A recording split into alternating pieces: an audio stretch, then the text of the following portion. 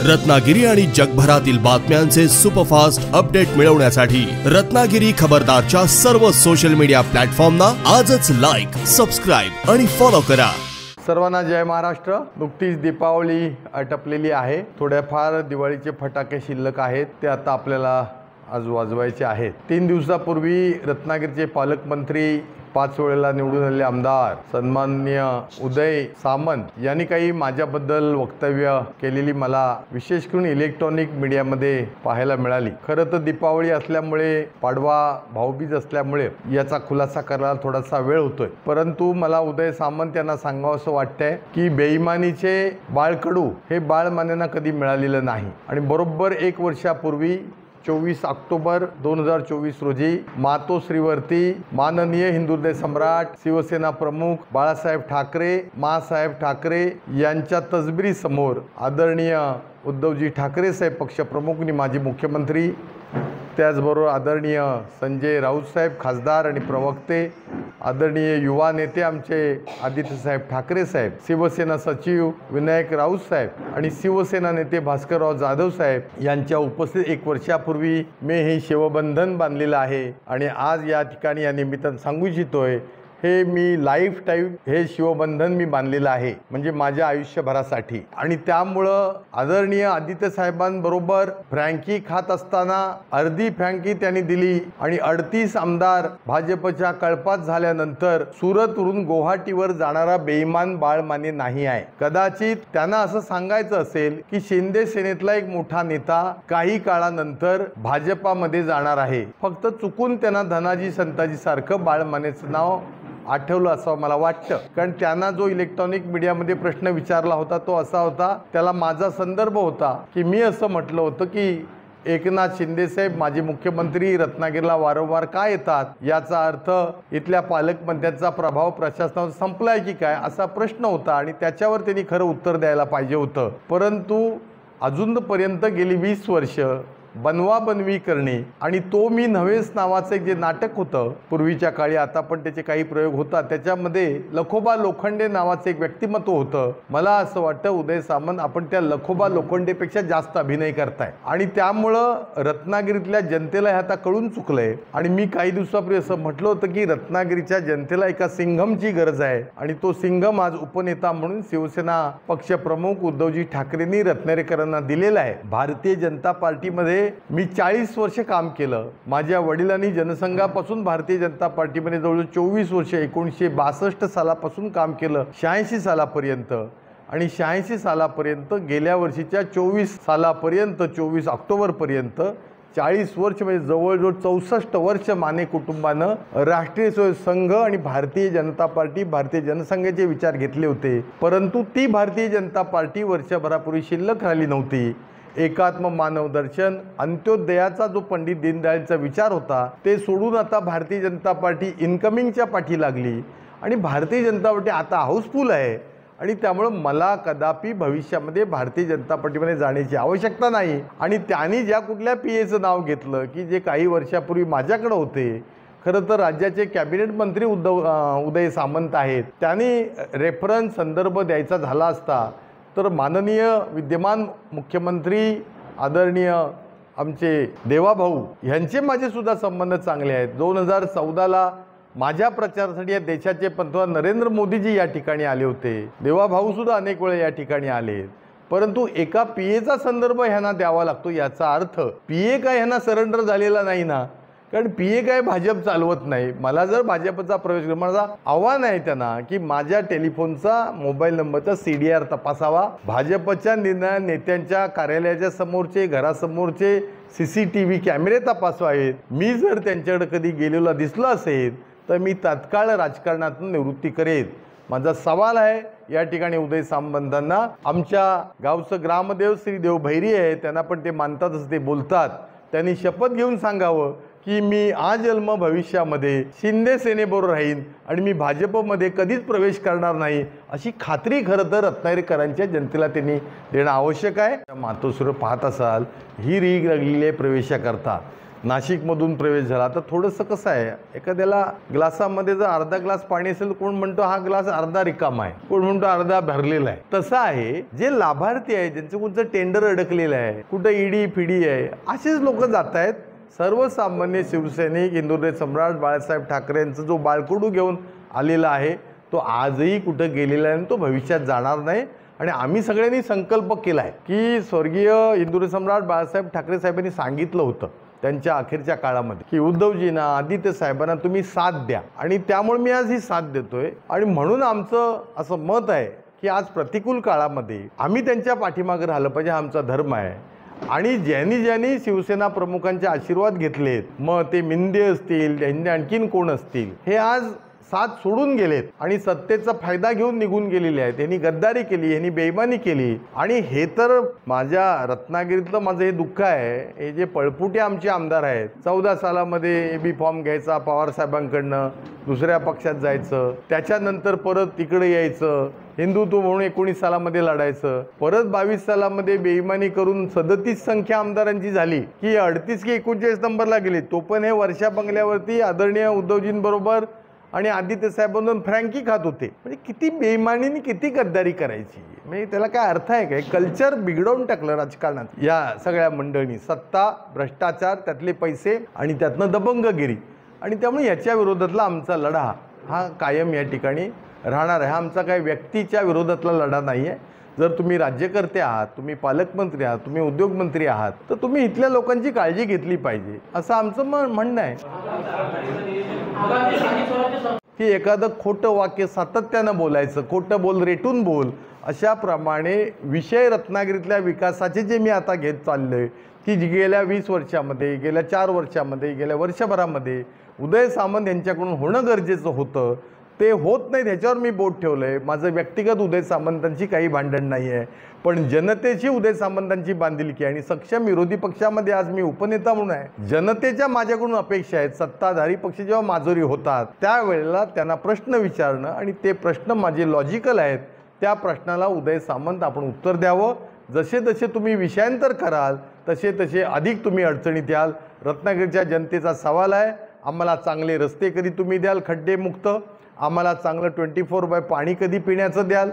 या ठिकाणी आज ड्रेनेज सिस्टीम बरोबर नसल्यामुळं मलेरिया, डेंग्यूसारखे आजार आहेत, ते आजार कसे होणार नाहीत याच्याकरता आरोग्य व्यवस्था कशी सुधारणार, सिव्हिल हॉस्पिटलमध्ये डॉक्टर कसे आणणार, मेडिकल कॉलेजमध्ये फॅकल्टी प्राध्यापक कधी आणणार, इंजिनिअरिंग कॉलेजमध्ये फॅकल्टी प्राध्यापक कधी आणणार.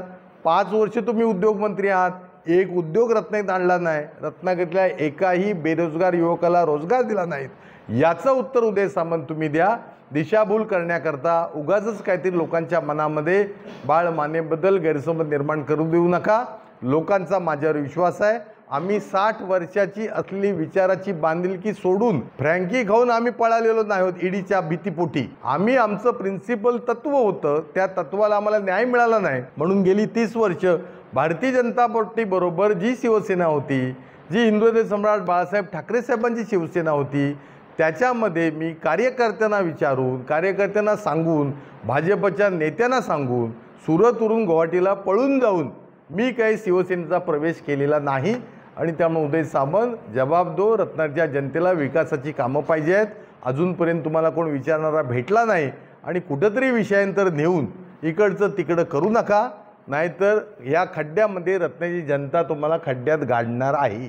विषयांतर करणं स्वतःच्या ज्या नैतिक जबाबदाऱ्या आहेत पालकमंत्री म्हणून, ह्या झाकण्याकरता विषयांतर करणं अजूनपर्यंत गेल्या 20 वर्षात त्यांनी असंच केली. आणि सगळ्यात महत्त्वाचं म्हणजे किशोरजी, त्यांनी प्रत्येक विरोधी पक्ष यापूर्वी मॅनेज करण्याचा प्रयत्न केला. विरोधी पक्षातील कार्यकर्त्यांना कुठं नाही कुठंतरी दबाव आणणं, भीती घालणं, आणि त्यामुळं अजूनपर्यंत त्यांना सक्षम विरोधी पक्षातला एखादा नेता कधी बोलताना दिसला नाही, आणि त्यामुळं ते माझ्या मताप्रमाणे सैरभैर झालेले दिसत आहेत.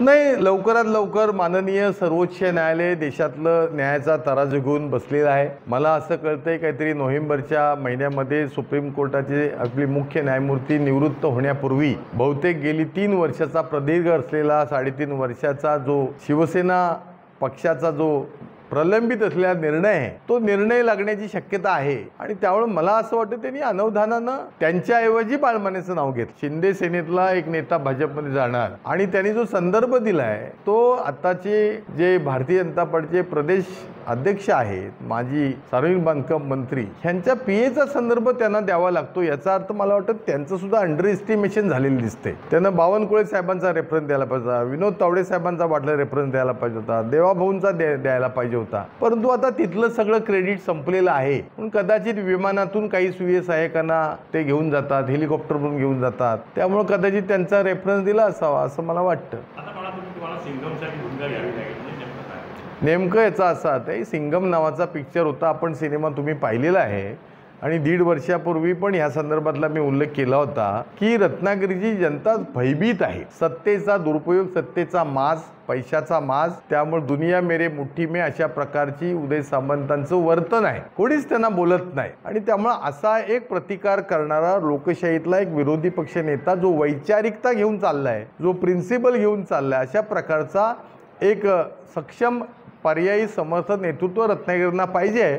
मी सिनेमाचं एवढंच उदाहरण दिलं की लगेच लक्षात यावं, त्या सिंगम सिनेमामध्ये अशीच एक व्यक्तिरेखा, त्याचा जो काय म्हणतात त्याला प्रमुख जो असतो हिरो, त्याची भूमिका आहे आणि अशी भूमिका घेणं लोकशाहीमध्ये काही गैर आहे असं मला वाटत नाही. आणि मी व्यक्तिगत उदय सामंतांबद्दल काहीच बोललेलं नाही आहे. खरं तर मला असं वाटत होतं ते पालक आहेत आमचे सगळ्यांचे. आपल्या दिवाळीमध्ये आपली परंपरा आहे की नरक चतुर्दशी, अभ्यंगस्नान, भाऊबीज, गुढीपाडवा, दिवाळीचा हा आपण कुटुंबात साजरा करतो. ही रत्नागिरी जिल्हा हा त्यांचं कुटुंब आहे. त्यांना खरं तर त्यांनी दिवाळी पहाट, दिवाळी पाडवा हे रत्नागिरीत साजरं करायला पाहिजे होतं. ते कुठं गायब असतात मला माहिती नाही. तर आपल्या पालक म्हणजे काय, गार्डियन म्हणजे काय, पालक म्हणजे कुटुंब प्रमुख आहे. कुटुंबा प्रमुखानं ह्या जनतेत असलं पाहिजे. असे अनेक नेते आहेत की जे दिवाळीला जनतेत असतात, हे कुठं जातात काय समजत नाही.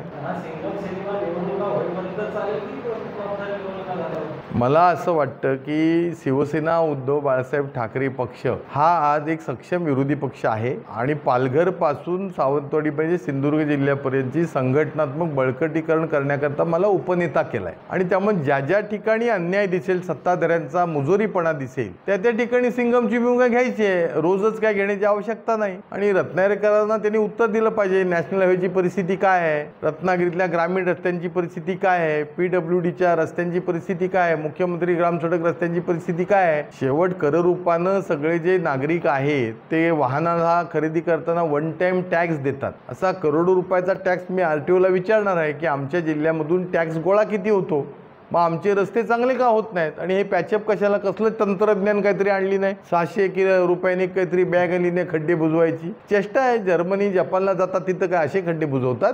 जरा शिकून या. उगाच फिरायला जातात सरकारी पैशात आणि हा सगळा सरकारी पैशाचा अपव्यय आहे. ते बॉडीगार्ड, सिक्युरिटी, Z+ हवी कशाला आहे ना. कदाचित ह्यांना भीती वाटत असेल, काहीतरी डोमेस्टिक व्हायलन्स काय असेल. यांना काय दहशतवादी काय कोण मारणार नाही असं काय यांचं व्यक्तिमत्व नाही. यांनी हिंदुत्वाची भूमिका घेतली त्यामुळे टेररिस्ट यांना काहीतरी मारतील. यांना काहीतरी कुटुंबातच मला वाटतं कदाचित भीती असावी म्हणून ते Z+ वगैरे सगळे आहेत. खरं तर एखादा पोलीस पुरेसा आहे.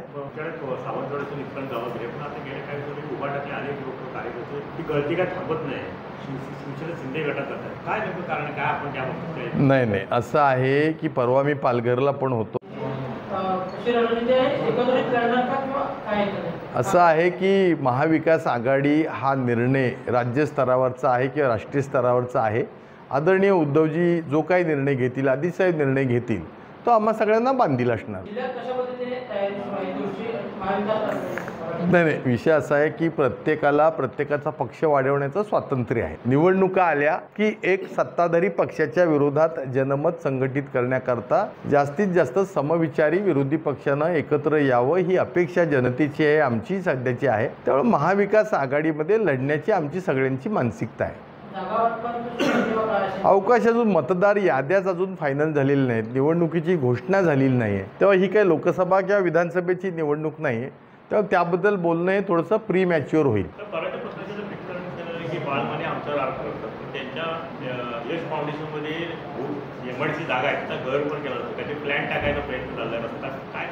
काय माहिती घ्यावी MIDCनं त्याची काय असेल तर, आणि जे चुकीचं असेल ना तर ते चुकीचंच करायचं. असे बरेच MIDCचे प्लॅन्ट आहेत. आता प्लॅन्ट कुठलाही असतो हा पायाभूत सुविधा निर्माण करण्याकरता असतो. आता कदाचित बंदरकर कसे आहेत, लाभार्थी आहेत, त्यांच्याकडे अनेक नगरपालिकेचे कॉन्ट्रॅक्ट आहेत, त्यामुळे त्यांना मालक जे सांगेल ते बोललंच पाहिजे. असे अनेक MIDC मध्ये प्लांट आहेत. तपासून घेऊया. आता आवश्यकता जर रस्त्याची खड्डे बुजवायला लागले तर प्लांट लागणारच ना आपल्याला. तो कोणाचा का असे ना, तो काय फक्त RD सावंतांचाच प्लॅन्ट असावा का हो? विकास करायचा आहे, कामं करायचं, हे सगळं लागणारच आहे. आणि जे चुकीचं आहे, माझं अजूनही म्हणणं आहे की जे चुकीचं आहे, नियमबाह्य आहे, ते नियमबाह्य. तेव्हा आम्हाला त्यात काही प्रॉब्लेम नाही. आमच्यावर जे काही संस्कार घडलेत ते असे आहेत की कायदा नियम पाळायचे आहेत, भ्रष्टाचार करायचा नाही आहे, दबंगिरी करायची नाही आहे, आणि त्यामुळे आम्ही त्या भूमिकेची अद्यापही ठाम आहोत.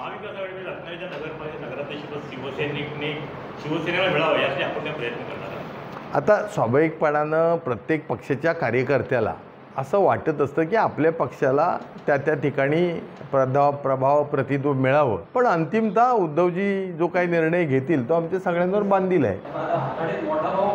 आता ते कसं आहे, हा मोठा भाऊ छोटा भाऊ हे सगळं महायुतीमध्ये प्रकरण आहे. हा शब्द तिकडे आलाय, हा महाविकास आघाडीतला काय शब्द नाही. आमचा आता जो काय आहे तो सत्ताधारी पक्षाच्या विरोधात एल्गार करणे, ज्या सत्ताधारी पक्षाच्या चुकीच्या गोष्टी आहेत त्या लोकशाहीमध्ये विरोधी पक्षाची भूमिका घेऊन आम्ही चाललोय. आता काल सुद्धा संजय राऊत साहेबांनी सांगितलं की महाविकास आघाडीचे पंतप्रधान पदाचे उमेदवार हे राहुल गांधीजी असतील. याचा अर्थ एक एक भूमिका जशा ठरतात त्याप्रमाणे होईल. आगामी निवडणुकीच्या काळामध्ये काँग्रेस म्हणते की आम्हाला योग्य न्याय मिळाला नाही तर आम्ही स्वतंत्र लढू. नाही, आता कसं आहे, हा महाराष्ट्र स्तरावरचा आणि राष्ट्रीय स्तराचा निर्णय आहे. मी एका कोकण रिजन पुरता मर्यादित आहे. तेव्हा उद्धवजींची भूमिका जी काय असेल ती आमची सगळ्यांची भूमिका.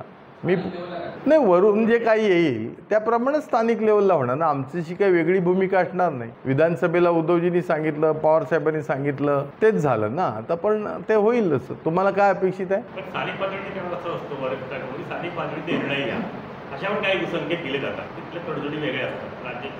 जनशक्तीचा बुलंद आवाज म्हणजेच रत्नागिरी खबरदार.